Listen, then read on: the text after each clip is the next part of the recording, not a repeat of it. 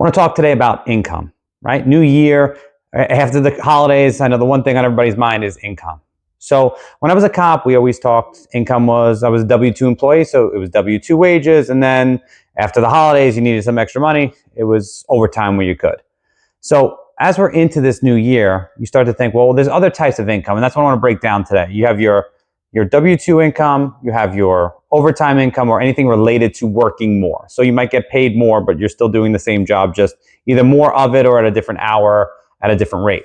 Then if you have a small business, maybe it's a part-time thing, you're going to have your business income, which is either going to be on a 1099 or depending if you're an LLC or whatever structure you may have, that separate business setup.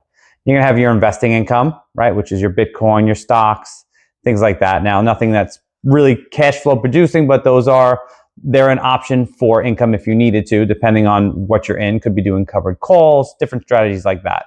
And then you're going to have your passive income, more passive, nothing's truly passive, real estate investing, and maybe business income if you have a consulting company or you're selling products or courses, things like that. So those are your income streams. But one everybody forgets about is taxes, because tax time is coming around the corner. And one thing no one realizes is at $1 saved is the same dollar as if you earned it, right? Like in golf, your big tee shot is the same as that little putt that you miss. It's still one.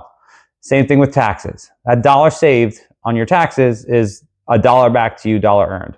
So as you're going into tax season, going into starting the new year of like wanting to have more money, more income, generate new streams of income, this is where you have to categorize where your income is currently, right? Is it all W-2? Is it all business income? Is it no income and dividends and stocks?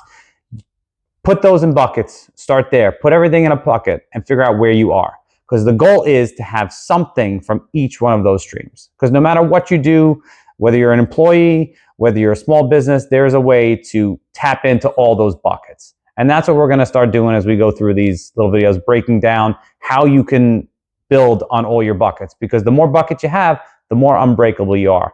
And I feel like 25, that's going to be something we need to look more into about being unbreakable, because I think we're in for a wild ride. So stay tuned. We'll have more to follow, but start thinking buckets. W-2s, business income, passive income like real estate, mortgage income,